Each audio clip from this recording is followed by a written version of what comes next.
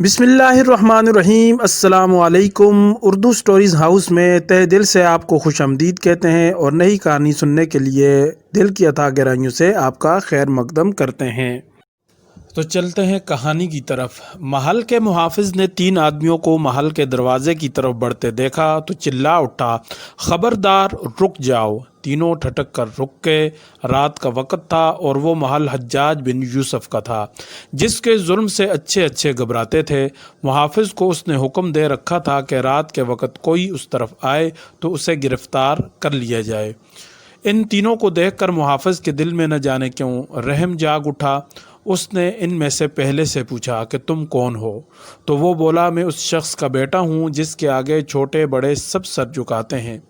मुहाफिज ने ख्याल किया कि वो अमीरुल मोमिनीन का बेटा है। फिर दूसरे से पूछा कि तुम कौन हो? तो उसने बताया कि मैं उस शख्स का बेटा हूँ जिसकी हांडी हमेशा चूल्हे पर चढ़ी रहती है, अगर नीचे उतरती है तो फ़ौरन ऊपर चढ़ जाती है, और लोग मेरे बाप के इर्द गिर्द सुबह से शाम तक खड़े और बैठे होते हैं। मेरा बाप उन्हें अपने हाथों से रिज़्क डाल कर देता है और वो उसके हाथ से लेकर खाते रहते हैं। मुहाफिज ने ख्याल किया कि ये किसी बहुत बड़े सखी शख्स का बेटा है। फिर तीसरे से पूछा कि तुम कौन हो? तीसरे ने कहा कि मैं उस शख्स का बेटा हूँ जिसका पाँव हमेशा रकाब में रहता है और वो सफ़ों में घुस जाता है। मुहाफिज ने ख्याल किया कि ये किसी बड़े मुजाहिद का बेटा है, लिहाजा उसने इन तीनों का रास्ता छोड़ दिया। सुबह के वक़्त बाग के एक कोने में वो पड़े नज़र आए। दिन की रोशनी में मुहाफिज को अंदाज़ा हुआ कि वो कोई आम नौजवान हैं जो शायद गलत बयानी से काम ले रहे हैं। मुहाफिज ने इन तीनों को गिरफ़्तार किया और हज्जाज के सामने पेश कर दिया और साथ रात वाला वाक़या भी जिक्र कर दिया।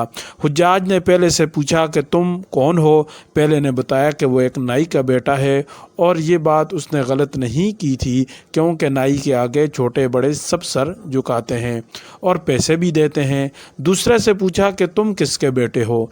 उसने कहा कि मैं चने बेचने वाले का बेटा हूँ। मेरे बाप की हांडी चूल्हे पर चढ़ी रहती है, वो सुबह से शाम तक लोगों को अपने हाथ से चने डाल के देता है, लोग दाएं बाएं खड़े बैठे खा रहे होते हैं। फिर उसने तीसरे से पूछा कि वो कौन है?